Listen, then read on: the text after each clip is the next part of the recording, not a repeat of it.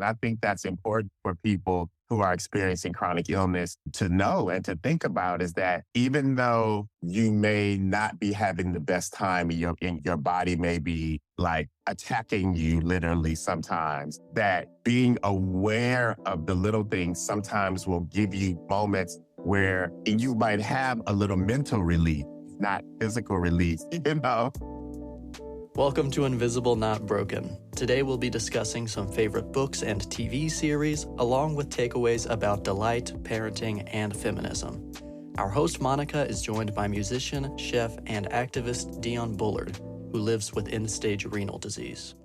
You have new organs. I know, right? I was about to say, oh yeah, I'm feeling better every day. I'm getting stronger every day. And then I was like, I think I say that because that's kind of what you're supposed to say when people know that you are experiencing chronic illness or something. And you just like, you should say, oh, I'm better. I'm getting stronger. And it's like, to be totally honest, I feel completely normal again, which is amazing in itself. And I'm so grateful for that. I don't feel like I'm getting better. I feel literally back to normal. I'm still getting used to like the weirdness of going to the bathroom, because I didn't urinate for 18 years. We talked about a lot of things, but I don't think I asked you about that one. Probably not. I think we are much more comfortable. We're like old friends now. I mean, I pretty much adopted you. I feel like I kidnapped you. Like, I know, like, right. Hey, Monica, how are you? I'm like, oh, you're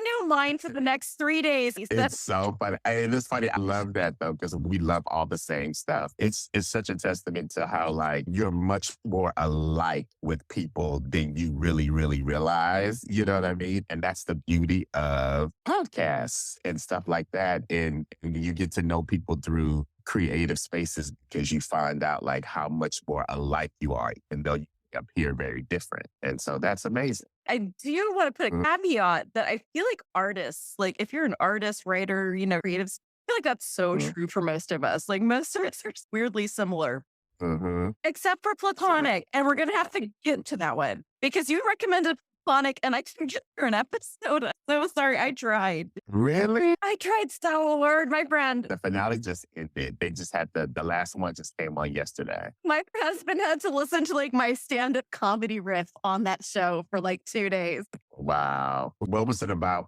Platonic that you just couldn't get with? And maybe it gets better the more you get into it. And I am not insulting, like, we all have our taste and everything, but I have a lot of male friends. Like I have so many guys in my life who are like my brothers. I love them. We talk about everything. It felt like a man's idea of what women and men would talk about. Like it was like they could not have a discussion without like talking about like intricacies of sex and sex lives. And it's like, I talk to my male friends about sex, but it's not a frat boy conversation. It's not a one-sided kind of a feeling. It felt very much like women were out of the writer's room in that one. Right. And I didn't notice that probably because I'm a guy and it just kept seeming completely normal. You know what I mean? Yeah. But now that you say that, like, I totally get that.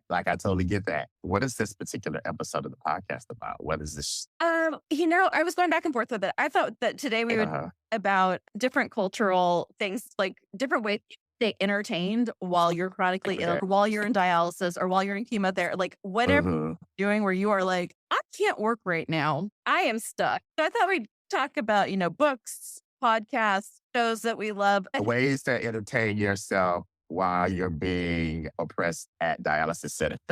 No. Yes. I feel like that's a title for this, which I'm happy to bow out on that one on all fronts. While you're disenfranchised. This is my gentle pushing you towards your own podcast of like, absolutely. I really want you to. And I definitely want to do it because my doctor extended my medical leave until January. So we would definitely have time to seriously, and I definitely want to do that because I think it's such a great opportunity to take a break from the trials and the daily stuff that we go through in dealing with medications, illnesses, and body pains, and all that kind of stuff. Like it's a welcome break, but still like honoring the truth of that, at the same time and dealing with that. So that's fun. Let's talk about it. Let's talk about Okay, so Platonic. Yes. So Apple TV's Platonic, starring Rose Byrne, Seth Rogen, Carla Gallion, Trey Hale, Janet Burney, and Andrew Lopez. See, we have not known each other long enough, so I'm just going to explain something really fast to you. I'm an unapologetic, rabid, foaming at the mouth feminist, and I do not make any apologies for this. And this has like my favorite trope of the please feed this woman immediately. A 10 on the attractive scale if you find that super skinny look attractive. And she has to maintain this incredibly skinny body through this entire show. And he gets to smoke pot, eat pizza. Just be a slob. This is like really unequal level in what's expected. And every single freaking show that man has been in has been super hot wife. And he's a below average kind of looking guy. my Kinsey scale is not in that realm of things. It goes my husband and you and Lisa Bonet has been married to and women. So I'm not the one to talk to about whether he's hot or not. I just think it's really fucked up how much we put emphasis on what women look like and how women are held to some this realistic and unfair standard of what's acceptable in entertainment. And it's like a visual thing we're constantly reminded of like he gets Katherine Heigl and Knocked Up. And you're like, I'm sorry, wait. So the message is, ladies, you don't have to be attracted to him to marry. Okay, but you have to stay hot the whole time.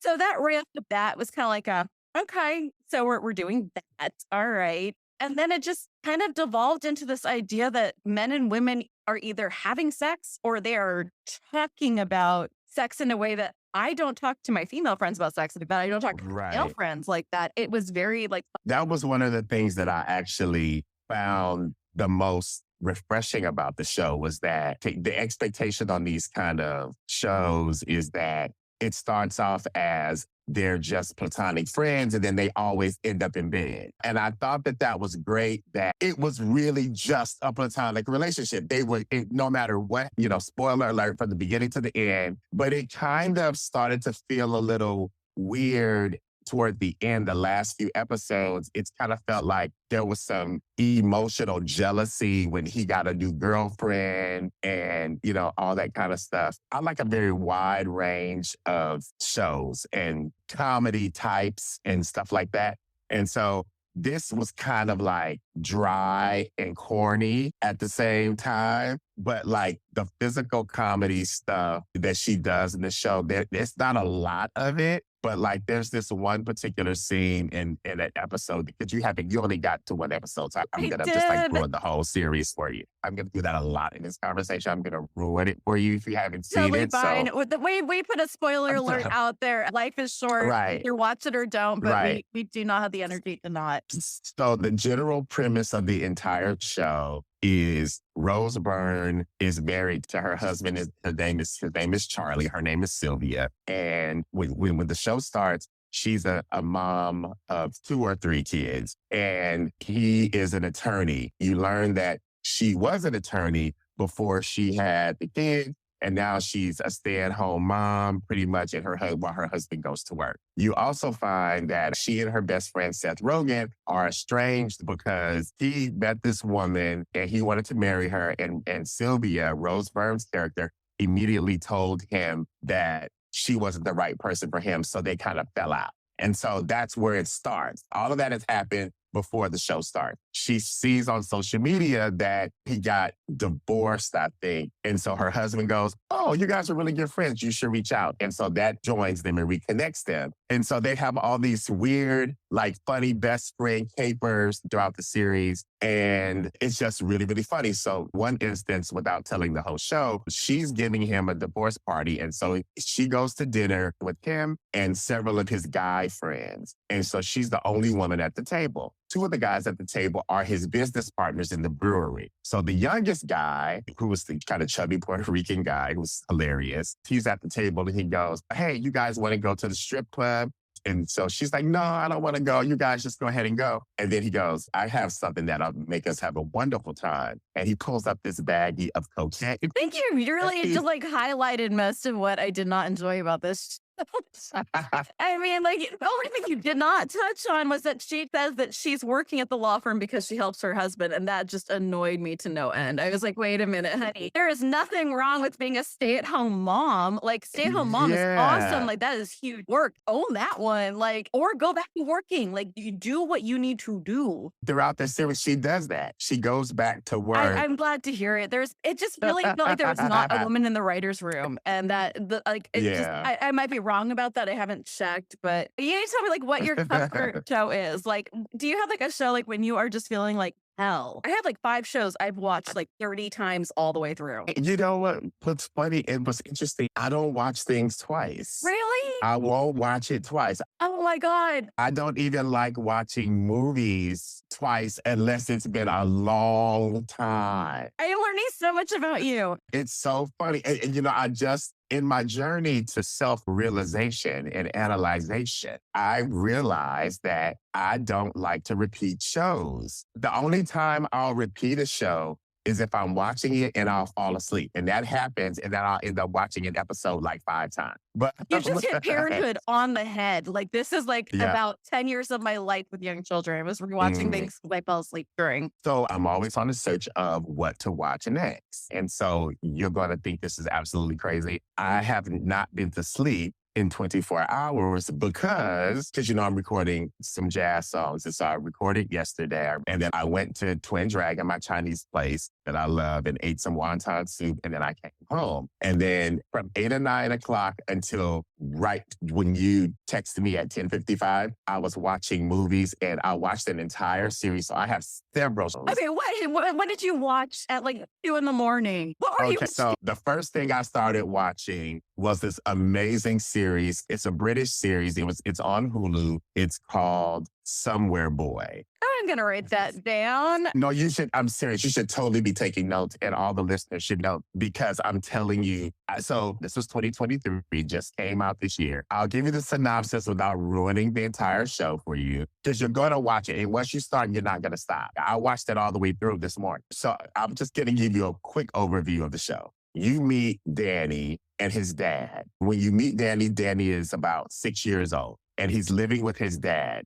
What you discover is that his mom died when he was a small child, a very small child, like maybe a few months old. His father, they live in like a remote area in the British countryside, somewhere, the English countryside somewhere, in a house that surrounded a wooded area. And he does not let Danny go outside at all, under the guise that there are monsters out there that will kill him. I think we're getting into mental health issues. No, listen, I'm telling you, it's sad and beautiful all at the same time, because I think it illustrates the struggle that parents have. Not that I would know, because I don't have kids, but that parents have of your ultimate goal in your life is to protect your child from anything that you think that would hurt them. And in some cases, what this shows you is that sometimes the very thing that you want to do, protect your kid, is harmful to them. He keeps him in the house until he's 18 years old. He never goes outside, but the father leaves every day and kills an animal like a rabbit and smears it on his face and makes his son think he went out to kill monsters to keep and his son believes it.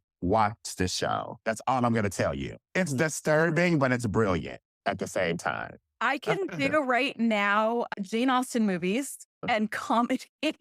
My dad died August of last year, so this is July right now. So I am like in It feels a such little heavy. That feels a drama little right heavy. now. I'm like, Bridgerton look good. I think I can. Nope, not Bridgerton. Dad dies. All right. What We Do in the Shadows just came out today, so that's absolutely what I'm doing Oh, today. What We Do in the Shadows. I love What We Do in the Shadows. I think that is brilliant. I think that show is brilliant. How could you not rewatch it? I have rewatched that whole thing 4 times. I can't rewatch it. Like, I have to watch the new season. But listen, okay, so something that's a little lighter. It's on Amazon. It's called I Am a Virgo. Much, much more light. It's about wait, now that I think about it, it's kind of the same thing. It's exactly the same show almost. Wait. Are you having a moment after lockdown where you're like, I don't know about this lockdown funny. thing? No, it's funny. No, it's funny. I'm laughing because I didn't realize that it's almost the same premise, but it's lighter and it's fantasy because he's born as a giant baby and he just grows to be 13 feet tall. It's modern day Oakland. Wow, that's my town. He's a black kid from a black family and he grows to be 13 feet tall. And his mom and dad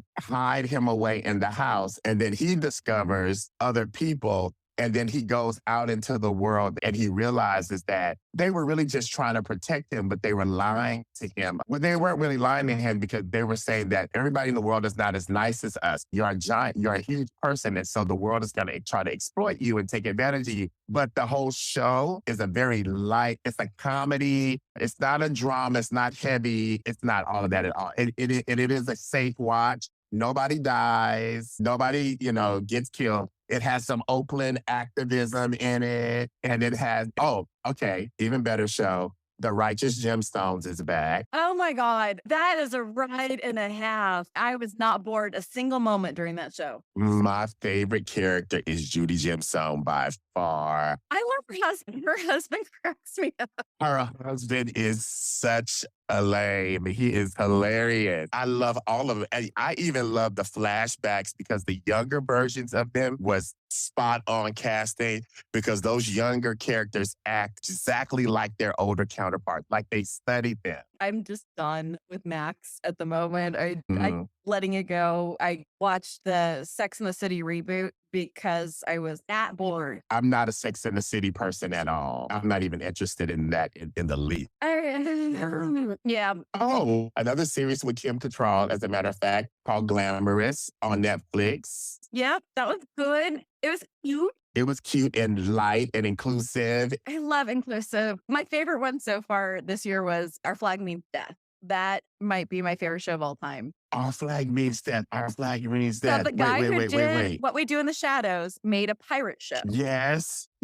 Our Flag Means Death. I started watching it and I got to go back to it. See, I get so confused with a bunch of stuff that I'm watching. I start watching something and then I completely forget about it. Our Flag Means Death is great. I feel like you're much younger than I am, but maybe you remember a time before streaming where when you were homesick, like I watched Bewitched episodes and like I J with Genie because I'm from the 80s. Like I remember before VCRs. That's how old I am. And like all those old shows. Total dump of information and new shows that come at us constantly is just like, I'm almost finding it stressful and like anxiety inducing. It's a struggle to keep up sometimes. It's this constant FOMO. I'm like, I don't even work anymore and I have FOMO. What is that? Right. Like too much. And so you find yourself finding comfort in those old familiar shows. That's right. Like Addams Family.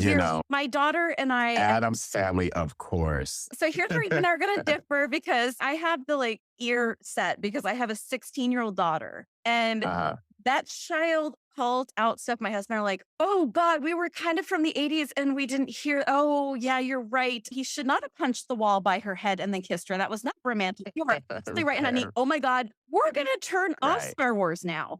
Let's Breakfast Club. And so I thought like, I remember Bewitched when I was a kid. Let's watch, we have, since she's been little, I've been sick my whole life and I got really sick right after she was born. And so we have what we call Darling Slug Days where we curl up in bed. We have our like iPads and like the kids would just snuggle on the bed with me and we would just do crafts on the bed and watch shows. And still, I have lots of days in bed. So my 16-year-old curls up with me. I'm like, oh, it'd be so cute to watch some of the shows I watched when I was homesick when I was little. And let's watch Bewitched. That was, I think, 15 minutes we got through before she and I were looking at each other going, she's like, this you watched, I'm like, we were conditioned to think this was okay. I am really glad for your generation. Let's turn this off. So Addams Family is like the one show that holds up so good. It is so fun. It's very wholesome. Like, oh my God, a man who's like his wife on TV. Like, yeah. He likes his kids. He wants to hang out with his children. It's just so cute and fun. So that's our 1960s show that we watch. So you started watching Silo. Did you finish it? In one day. Brilliant show, right? I barely was able to get to the bathroom. Like I was like, I know you have to work tomorrow, honey, but if you don't want me telling you what happens during the day, you better just take away. Like this is a marriage marathon right now. This is what we do instead of therapy. let's go. And so we watched the whole thing. That ending blew my mind. I will not spoil that one because I feel like that's a really new show. Absolutely. So people should really watch it. You know, if you want the ranting, raving feminist idea on this one, this was the first show I've seen where the women were not given glam makeup in the apocalypse and they actually wore clothes. And they actually had stuff to do. And they were powerful, strong women. But I've seen a few shows where it's like, okay, they're strong women, but when did they have time to put eyeliner on and shave? And eyelashes. Yeah, and someone go, we're going to work around machinery. Daisy Dukes would be a great idea. Everyone was like actually actively dressed for what they do. If you're looking for hot people, I mean, like it was a bisexual's dream for, oh my gosh, that's a lot of pretty. It was pretty gorgeous, amazing, smart, and never insulted anyone. I didn't feel like the writers or the people who cast hated a group of people. Right. And the ending was gag worthy. Like I think that our neighbors thought we were watching the Super Bowl from all the, oh my God. Yes, I was in awe from episode 1. I'm excited about Foundation on the 14th, and also Invasion on Apple Plus is really good too. Have you seen that? I have not. So it's one season in so far, but I was watching both of those simultaneously because I think when they first premiered last year, it was a dream because they were very, very close. Invasion kind of reminds you of a series like Alien. I've never seen it. But it's about an alien invasion that happens all over the world. You should totally watch it. That's all I'm going to say. But it's really, really, really good. And I have way too many streaming services. It's a problem. It's giving me anxiety. But if I was going to get rid of all of them and keep one, it would be Apple Plus. Like they have the best stuff. But they have come up with some of the best shows. Like Dickinson was my first introduction to it. And that blew I started watching Dickinson, but I didn't really get all the way into it. Oh, really? Okay. What was really good also was The Life and Time of Ptolemy Gray starring Samuel L. Jackson. That was on Apple Plus. I mean, Samuel Jackson, you're just going to love it. A no-brainer. That series is based on a series of books, Easy Rawlins novels. I forget the author's name, but the books are brilliant. Do you read a lot when you're in your chair or do you just watch the shows? I actually sleep. I do love to read. Like I have stacks of books like everywhere. I have one on my desk right here. Yeah? That I love reading. Okay, what is this? The Power of Now, the guide to spiritual enlightenment. Eckhart Tolle, and do you love it? I love Eckhart. His book, A New Earth, if I go to my living room and get it, it has like Post-its and dog ears and like tabs all in the book. I said I don't rewatch shows, but I will reread a book. I will reread a book. You're fascinating. Okay. Especially a book that's kind of like intellectual and spiritual and self-developmental aspects to it, like the Eckhart Tolle books. A New Earth talks about how to release your ego, your personal ego, and around awareness and self-awareness and stuff like that. And so it's excellent, excellent, excellent. It's an excellent series of books. I discovered it when the Oprah Winfrey Show was still on. She did an entire classroom series on the book, A New Earth. I will be picking that up. I just read something like The Series of Delights. It was written by a poet, and I don't have anything that I can just look it up right now, but I've always been like, no on the self-help books, like just absolutely not.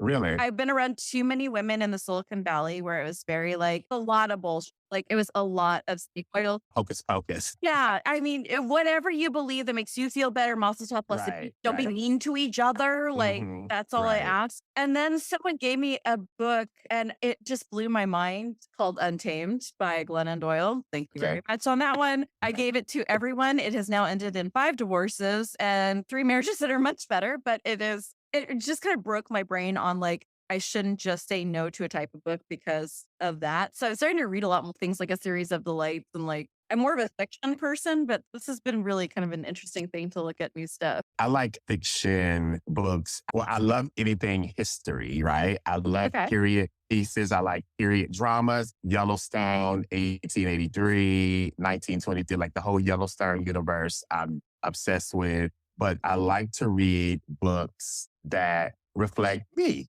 like things about African Americans and historical fiction. This one book by this amazing author named Ta-Nehisi Coates. He's brilliant. Yes, Ta-Nehisi Coates is brilliant. His book, The Water Dancer, is absolutely amazing. It's about a young Black man in modern day who has memories that triggers a power that teleports him to the time where slavery was active, and that power helps him help slaves escape. And it's like beautifully written. And it's not a downer slave, thing. It's not that at all. It is not even about like the crazy trauma of slavery, even though that was very real. It's not even about that. It's just a fancy, magical realism, science fiction, fantasy, historical drama. It's all of that stuff all at the same time. Brilliant writer, brilliant book. So do you do like audiobook or are you pure just hold it in your hand? I love to hold a book in my hand. I'm getting more into using Kindle on my iPad. I think that's amazing, especially because I feel like I'm getting old and I need readers. So I need What, you mean these Coke glasses here that I have here? I need them on right now. Like I'm going to go get an eye exam so that I can get the right ones. My birthday was the week before last. About 8 friends of mine, we went to the Chinese restaurant I went to last night. And I was looking at the menu and I was like, yeah. I said, oh my God. I said, I can't see this. And 3 people at the table like took their readers out. I was like, here. And I was like, let me see. I put it on. I was like, oh my God. I was like, I can't see. I could actually see. It was so funny. My friend was like, I should be recording you because the genuine look of glow of joy on your face. I was like, it's right here. I can actually see everything. It's right here. Oh my God. It's crazy. I mean, you're going to have new eyesight, new kidneys. You're going to have everything brand new this year. Exactly. Brand new everything. New And song. it's like, it's a new songs. It's like a total place of joy. And that's like what life is about, especially when you're experiencing chronic illness. Finding little pockets of joy anywhere you can and grabbing them and holding on to them as much as you can because you never know, you do it as well as I do. You never know when the next pocket of joy is going to come and how long it's going to take to get there. I read that book, The Daily. I'm going to find it, and I swear it'll be in the show notes. Ross Gay was the one who wrote it, but his whole thing was every single day he was going to sit down for 15 minutes and handwrite one thing that delighted him. So like my husband and I were listening to the show and I do a lot of books on tape. I like to just have it in my ear going. So it just kind of became a thing that he and I started doing at the end of the night was we would just challenge each other to find 3 things that delighted us during the day. Like when I was watering and I found like this insanely chonk bumblebee. Like this bumblebee had cakes. It was like little fuzzy, chunky little bumblebee. Little chunky happy bumblebee and all its little arm. And I was so happy. I was like one of those things that just was like delight. So we just try every night to go through things that made us happy because it sort of rewired my brain with what you're talking about. Like you don't know when the next one's coming. This sort of like gave me confidence that the next one's coming because every day I could come up with 3 things pretty easily from like a bumblebee to my 16-year-old showed me one of her art pieces to my son called me yesterday just to say hi. I mean, when your 22-year-old calls up to say, hey, Mom, I miss you. That's all it takes. By the way, anyone who's listening to this, if you like your parent, call them, tell them hi. It does more than you could ever think. If you like them, if it's healthy for you, that's the caveat.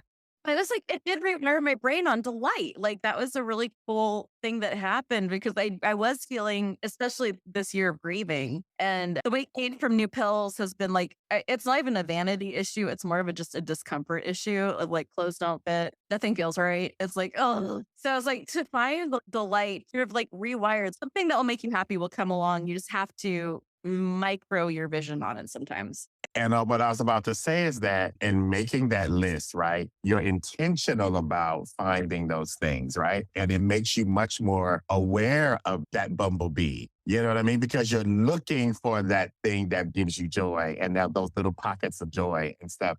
And so because you're intentionally looking for that, and I think that's important for people who are experiencing chronic illness to know and to think about is that, even though you may not be having the best time and your body may be like attacking you literally sometimes, that being aware of the little things sometimes will give you moments where you might have a little mental relief, not physical relief from those moments and those times when your body is not feeling the best or you're not feeling the best. And, you feel like the world hates you, You mean when like Congress is like opioids should not be given to anyone? And you're like, wait, I'm going to die without them. Exactly. Once again, it's like you being aware and present enough to enjoy what the sunshine feels like on your skin if you could stand it that day, or being outside, or even if you go into the shade someplace, or open a window and realizing that fresh air, that breeze, that gust of wind just made you happy in that instant. And so I would say being intentional about finding moments of emotional relief. Oh, emotional relief. That's beautiful. I love And that. like a book or a show or a lighthearted comedy,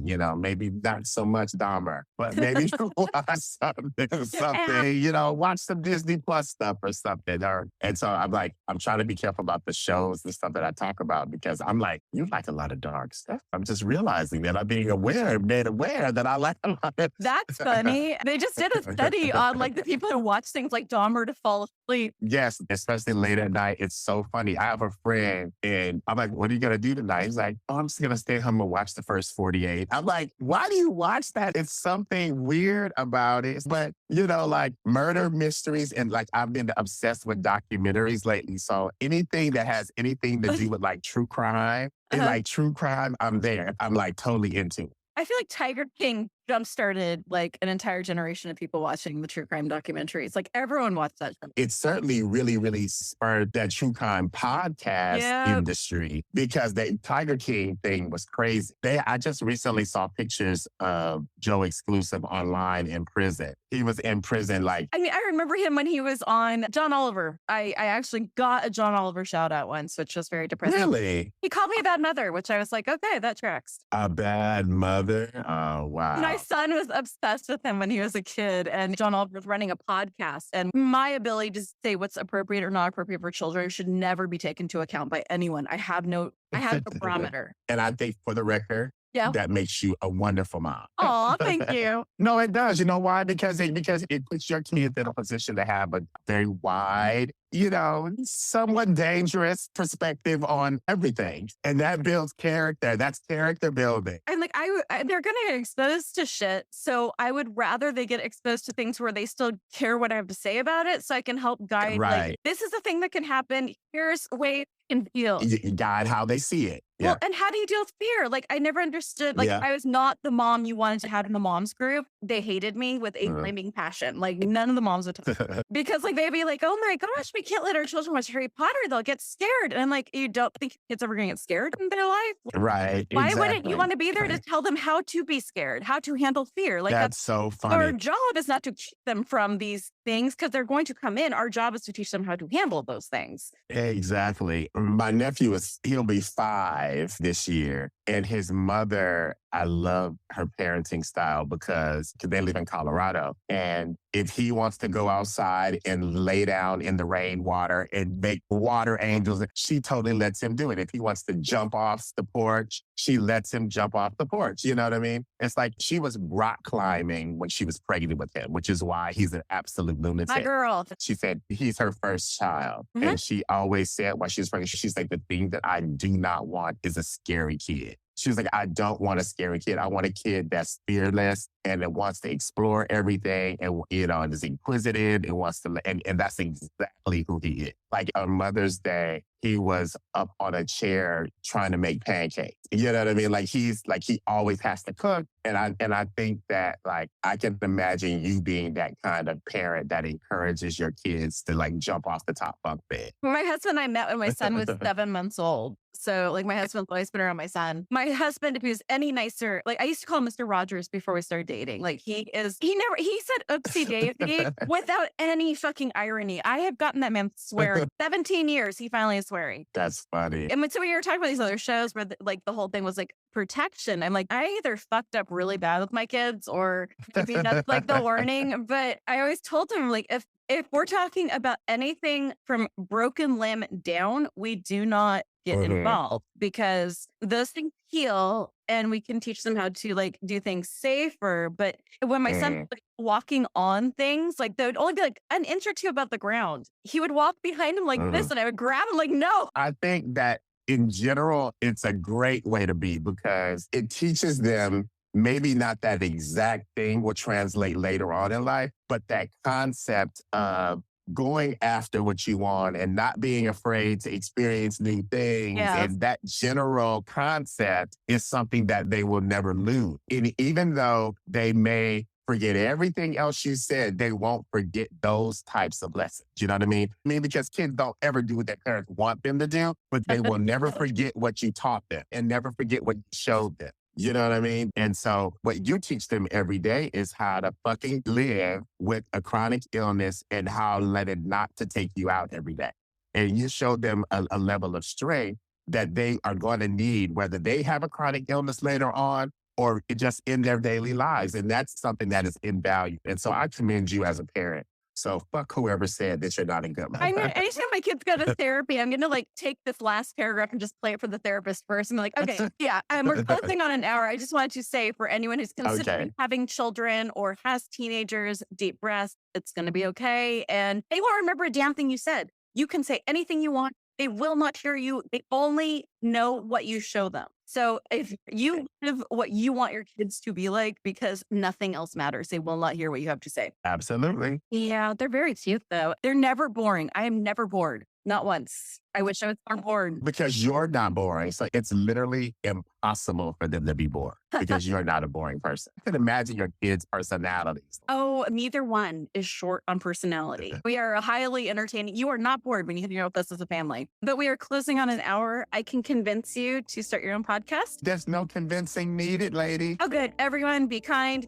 gentle, be a badass. You have Dion's show to look forward to on the Invisible Not Broken Network. Yep. You know what the title is as soon as we know. Tinu Speak will be coming soon. Tinu is dealing with some health issues, so we had to put that on hold for a minute, but she will be coming back strong and soon. If you have anything extra, please go to her website. We'll have a link, but if you can donate, she is trying to meet her cancer drug costs. So if you can donate, please do. Be kind, be gentle, be a badass, and we will see you soon. Read more books and watch more shows. Oh my God, please support the writers. My God, support the Writers Guild and the Actors Guild. Yeah. Thank you for joining us today. To find out more about today's episode, including show notes, transcripts, and more, please visit invisiblenotbroken.com. Please rate and review us on Apple Podcasts, Spotify, or wherever you listen to podcasts. You can also support this show by heading over to our Patreon or by sharing these episodes. We are not advertising, and our growth is thanks to you listeners. Thank you to our host Monica and Dion for a great conversation. This episode was edited by me, Luke Spine. Last but not least, be kind, be gentle, and be badass.